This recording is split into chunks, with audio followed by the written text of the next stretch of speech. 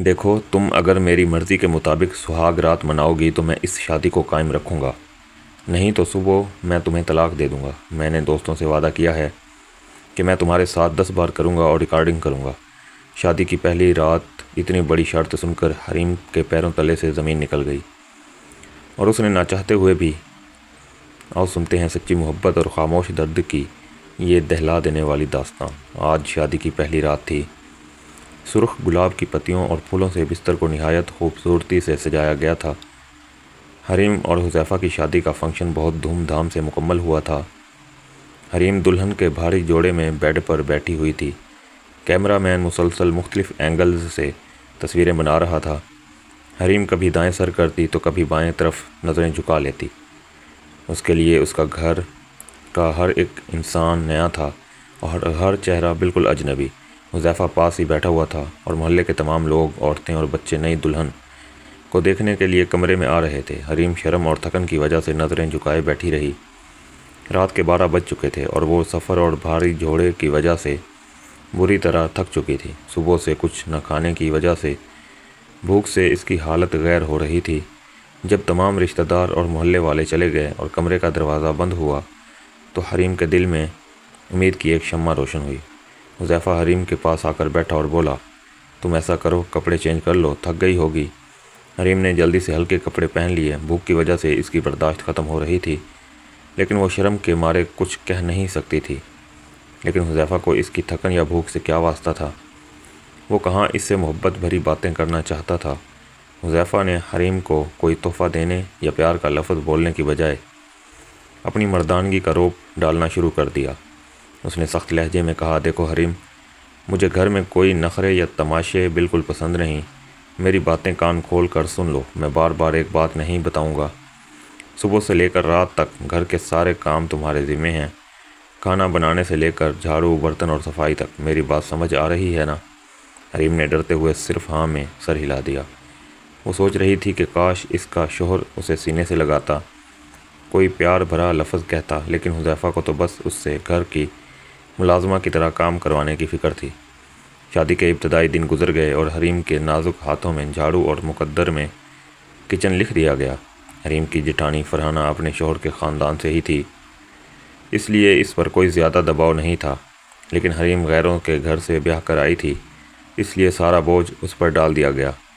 حریم پورے گھر کا کام کرتی، صبح سویرے اٹھ کر جھاڑو دیتی، برتن دھوتی، کپڑے استری کرتی، اور جب رات کو تھکن سے اس کا جسم ٹوٹنے لگتا تو وہ روم میں آ کر شوہر کے نخرے اٹھاتی۔ لیکن حذیفہ کا لہجہ ہمیشہ خشک اور روکھا ہی رہتا۔ ایک رات ڈنر کے بعد جب تمام لوگ اپنے اپنے کمروں میں چلے گئے تو حریم ہمت کر کے حذیفہ کے قریب بیٹھ گئی۔ اس نے ڈرتے ڈرتے کہا، حذیفہ، ہماری شادی کو 3 مہینے گزر چکے ہیں، آپ مجھے کبھی باہر گھمانے نہیں لے کر گئے، کیا ہم کہیں باہر نہیں جا سکتے؟ یہ سنتے ہی حذیفہ نے غصے سے اسے گھورا اور بولا، گھمانے؟ مطلب کہاں جانا ہے تمہیں؟ کس دنیا میں رہتی ہو تم؟ اس کا لہجہ اتنا خوفناک تھا کہ حریم اندر تک کانپ گئی۔ اس نے روحان سی ہو کر کہا، حذیفہ، آپ اتنے غصے سے کیوں بات کر رہے ہیں مجھ سے؟ میں تو بس آپ کا تھوڑا سا وقت چاہتی ہوں۔ حذیفہ ٹی وی دیکھتا رہا اور بنا اس کی طرف دیکھے بولا، حریم، جاؤ اور جا کر میرے کپڑے استری کرو، میرا دماغ خراب مت کرو، میں دن بھر کا تھکا ہوا ہوں۔ حریم کی آنکھوں میں آنسو آ گئے، لیکن اس نے خود کو سنبھالا۔ وہ حذیفہ کے پیروں کے پاس بیٹھ گئی اور بولی، اچھا آپ لیٹ جائیں، میں آپ کی ٹانگیں دبا دیتی ہوں، آپ کی تھکن اتر جائے گی۔ حذیفہ بیڈ پر لیٹ گیا اور حریم اس کے پاؤں دبانے لگی۔ کچھ ہی دیر میں حذیفہ سو گیا۔ حریم اس کے پیروں کو اپنی گود میں رکھے اندھیرے میں خاموشی سے بہتے آنسوؤں کے ساتھ سوچنے لگی، حذیفہ، میں نے شادی سے پہلے زندگی میں بہت دکھ دیکھے ہیں، مجھے کسی محل کی ضرورت نہیں، مجھے صرف آپ کی محبت اور توجہ چاہیے۔ آپ میری آنکھوں کا درد کیوں نہیں پڑھ پاتے؟ اصل میں حریم کی سگی ماں کا بچپن میں ہی انتقال ہو گیا تھا۔ وہ اپنی سوتیلی ماں ممتاز بیگم کے ظلم و ستم کے ساتھ بڑی ہوئی تھی۔ سوتیلی مائیں کیسا سلوک کرتی ہیں یہ دنیا اچھی طرح جانتی ہے۔ سوتیلی ماں نے جیسے اپنی جان چھڑانے کے لیے 20 سال کی حریم کی شادی 36 سال کے حذیفہ سے کر دی تھی۔ حریم کا اس دنیا میں اپنا کوئی نہیں تھا، اس لیے وہ بس اپنے سسرال میں آباد ہونا چاہتی تھی اور شوہر کا سہارا مانگتی تھی۔ وہ ہر روز فجر کی اذان سے پہلے جاگ جاتی، پورے گھر کا ناشتہ بنانا اس کے ذمے کا کام تھا۔ اکثر اگر زیادہ تھکن کی وجہ سے وہ برتن نہ دھو پاتی یا صفائی میں تاخیر ہو جاتی تو اس کی ساس خدیجہ بیگم اسے ہزاروں طعنے سنا دیتی، لیکن حریم اپنے ہونٹ سی کر ہر طعنہ برداشت کر جاتی۔ ایک دن حریم نے ہمت کر کے حذیفہ سے کہا، حذیفہ مجھے ہر مہینے صرف 5,000 روپے دے دیا کریں۔ حذیفہ نے اسے گھورتے ہوئے کہا، خیر تو ہے، تمہیں 5,000 کی کیا ضرورت پڑ گئی؟ حریم نے بے حد پیار سے جواب دیا، حذیفہ میں ایک عورت ہوں، میری بھی کچھ ذاتی ضروریات ہوتی ہیں، پاس پیسے ہوں تو کبھی بازار جا کر اپنے لیے کوئی چھوٹی موٹی چیز خرید سکتی ہوں۔ اب میں آپ کی امی سے تو بار بار پیسے نہیں مانگ سکتی نا۔ حذیفہ کو جیسے حریم پر غصہ نکالنے کا بہانہ چاہیے تھا۔ وہ چڑھ کر بولا، میرے پاس اتنے فالتو پیسے نہیں ہیں کہ میں تمہیں الگ سے پاکٹ منی دوں، جو چاہیے ہو امی سے جا کر مانگ لیا کرو، وہ لا دیں گی۔ حریم نے مسکرا کر اس کا ہاتھ پکڑ لیا اور بولی، حذیفہ آپ پیسے نہ دیں، میں پھر بھی آپ کے ساتھ بہت خوش ہوں، بس آپ مجھ سے پیار سے بات کر لیا کریں، میرا نام محبت سے پکارا کریں۔ خدا کی قسم میں اپنے سارے پرانے درد، دن بھر کی تھکن، سب کچھ بھول جاؤں گی، بس آپ مجھے محبت سے بلایا کریں۔ حذیفہ نے مصنوعی مسکراہٹ کے ساتھ کہا، تو میں تمہارے ساتھ پیار سے ہی تو رہتا ہوں، اور کیسے بات کروں؟ حریم نے مان بھرے لہجے میں کہا، نہیں حذیفہ، آپ ہر وقت غصے میں رہتے ہیں۔ یہ دیکھیں میری سالگرہ تھی تو میں نے اپنے ہاتھ پر مہندی سے آپ کا نام لکھا ہے۔ حذیفہ اس کی ان پیار بھری باتوں سے بیزار ہو رہا تھا اور دل ہی دل میں سوچ رہا تھا، یہ کس پاگل اور جذباتی لڑکی سے میرا پالا پڑ گیا ہے۔ ان دنوں گاؤں والے گھر کو گرا کر نیا گھر بنایا جا رہا تھا۔ حذیفہ نے رات کو حریم سے کہا، حریم آج رات اینٹیں آ رہی ہیں، تمہیں ہماری مدد کرنی ہوگی، اینٹیں اٹھا کر صحن میں پھینکنی ہیں۔ حریم نے دن بھر کام کیا اور اس کی کمر درد سے ٹوٹ رہی تھی، لیکن اس نے اف تک نہ کی۔ رات کے 3 بجے تک وہ بھاری اینٹیں اٹھا اٹھا کر اندر رکھتی رہی۔ جب کام ختم ہوا تو اس کا جسم بالکل بے جان ہو چکا تھا اور سر میں ایک شدید بے چین کر دینے والی لہر اٹھی۔ حذیفہ بیڈ پر لیٹ چکا تھا۔ حریم اس کے پاس گئی اور روحان سی آواز میں کہا، حذیفہ پلیز میرا سر دبا دیں، مجھ سے برداشت نہیں ہو رہا، بہت شدید درد ہے۔ حذیفہ نے منہ دوسری طرف کر کے کروٹ بدلی اور غصے میں بولا، جا کر کوئی گولی کھا لو، مجھ سے نہیں دبایا جاتا، میرا اپنا جسم تھکا ہوا ہے۔ حریم بستر کے ایک کونے میں لیٹ گئی، اس کی آنکھوں سے لگاتار آنسو بہہ رہے تھے۔ سر کا درد اتنا شدید تھا کہ اس کا دم گھٹ رہا تھا۔ وہ اپنے منہ پر ہاتھ رکھ کر اپنے سسکنے کی آواز کو دباتی رہی تاکہ حذیفہ کی نیند خراب نہ ہو۔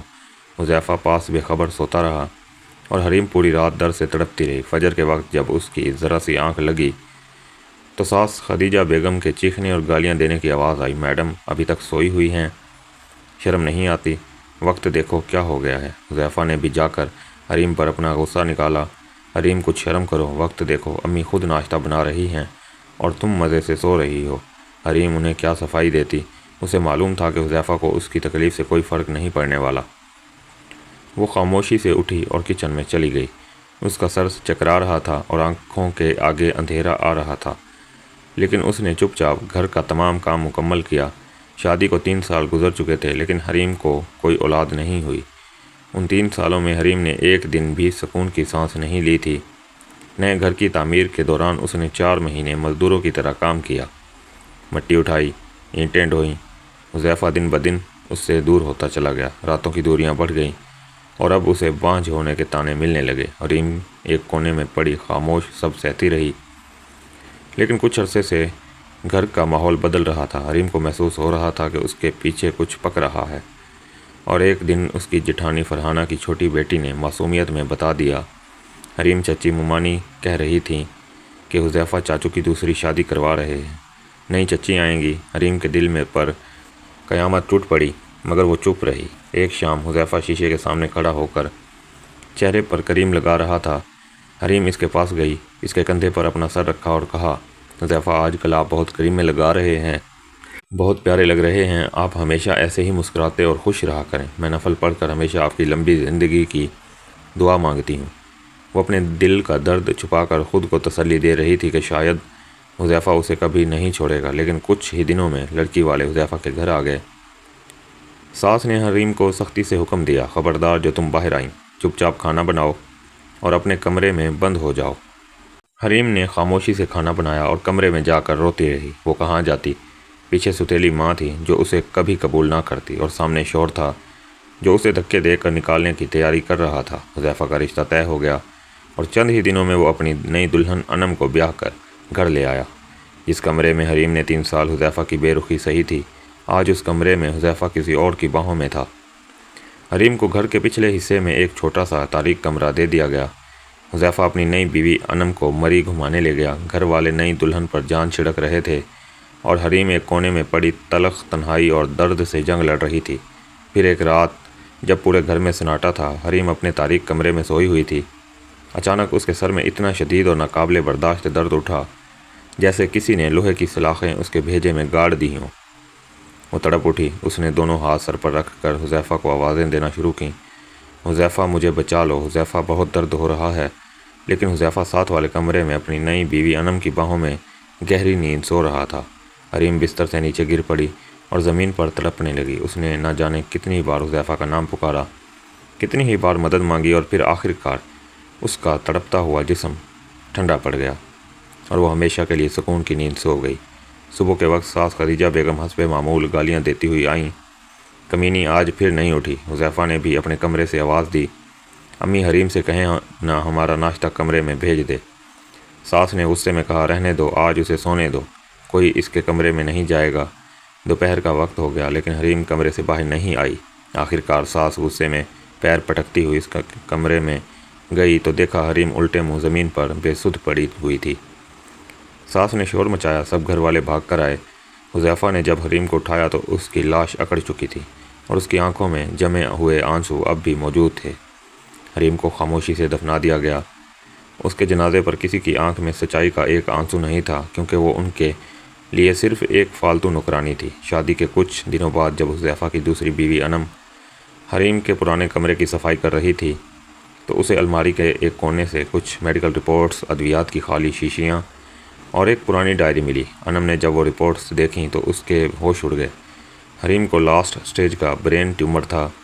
وہ پچھلے 1.5 سال سے اس جان لیوا بیماری کا شدید درد اکیلے برداشت کر رہی تھی اور اس نے کسی کو بتایا تک نہیں تھا۔ انم نے کانپتی انگلیوں سے حریم کی ڈائری کھولی۔ اس میں حریم کے ہاتھ سے لکھے کچھ جملے یوں تھے، حذیفہ مجھ سے ہمیشہ روٹھا روٹھا رہتا ہے، میری طرف دیکھتا بھی نہیں۔ آج میں نے دن بھر اینٹیں اٹھائیں اور مزدوری کی، لیکن شام کو حذیفہ نے مجھے ٹھنڈا پانی پلایا۔ میں بہت خوش ہوں۔ حذیفہ کہتا ہے میں اچھی ہوں، لیکن پھر بھی مجھ سے دور رہتا ہے۔ آج میں اس کے لیے تیار ہوئی تھی مگر اس نے ایک بار بھی مجھے نہیں دیکھا، لیکن میں اس سے ناراض نہیں ہوں۔ ڈاکٹر نے کہا ہے مجھے برین ٹیومر ہے اور میرے پاس زیادہ وقت نہیں ہے۔ اگر میں نے حذیفہ کو بتا دیا کہ مجھے جان لیوا بیماری ہے تو وہ بہت پریشان ہو جائے گا، اس کی پڑھائی اور کام متاثر ہوگا، اس لیے میں یہ درد اپنے اندر ہی رکھوں گی۔ ہمارا نیا گھر بن گیا، حذیفہ کی دوسری شادی ہو رہی ہے۔ اگر انہوں نے مجھے گھر سے نکال دیا تو میں کہاں جاؤں گی؟ میرا تو اس دنیا میں کوئی نہیں ہے، میں بس ایک نوکرانی بن کر مرتے دم تک حذیفہ کے قدموں میں رہنا چاہتی ہوں۔ آج حذیفہ اپنی نئی دلہن کے لیے برگر لایا تھا۔ میں نے بھی مانگا تو اس نے کہا جا کر برتن دھو، میرا دماغ خراب نہ کر۔ بھلا میں نے ایک برگر ہی تو مانگا تھا۔ آج صبح سے میری سانسیں اکڑ رہی ہیں، کاش میں مرنے سے پہلے ایک بار حذیفہ کے سینے سے لگ سکتی، کاش وہ میرا درد سمجھتا۔ حذیفہ اگر کبھی تم یہ ڈائری پڑھو تو خود کو میری موت کا ذمہ دار مت سمجھنا، میں تم سے بہت پیار کرتی ہوں، بس میں اپنے نصیب سے ہار گئی۔ اور ہاں پاگل، ایک برگر ہی تو مانگا تھا، اگر لا دیتے تو کیا جاتا، مجھے ڈانٹنے کی کیا ضرورت تھی۔ اپنی نئی بیوی کا خیال رکھنا، اور جب تمہارے ہاں بچہ پیدا ہو تو میری قبر پر ضرور آنا۔ ڈائری کا آخری صفحہ یوں تھا، حذیفہ مجھے بہت شدید درد ہو رہا ہے، اب لکھا بھی نہیں جا رہا، میرا دل چاہ رہا ہے میں تمہارے پاس آ جاؤں، لیکن اس کے بعد جملہ ادھورا تھا اور سیاہی پھیل چکی تھی۔ ڈائری پڑھ کر انم کی آنکھوں سے آنسو جاری ہو گئے۔ اس نے وہ ڈائری حذیفہ کے سامنے پھینک دی۔ حذیفہ نے جب حریم کی لکھی ہوئی ایک ایک سطر پڑھی تو اس کے پاؤں تلے سے زمین نکل گئی، اس کی روح تک کانپ گئی، اس کا ضمیر جاگ اٹھا اور وہ پھوٹ پھوٹ کر رو پڑا۔ وہ بھاگتا ہوا حریم کی قبر پر گیا اور اس کی مٹی کو سینے سے لگا کر چیخ چیخ کر معافی مانگنے لگا، حریم مجھے معاف کر دو، مجھے معاف کر دو حریم، میں اندھا تھا، میں ظالم تھا، لیکن اب چیخنے اور رونے کا کیا فائدہ؟ حریم تو خاموش ہو چکی تھی، وہ کبھی واپس آنے والی نہیں تھی۔ حذیفہ کی باقی کی پوری زندگی پچھتاوے، شرمندگی اور حریم کی یاد کے عذاب میں گزر گئی۔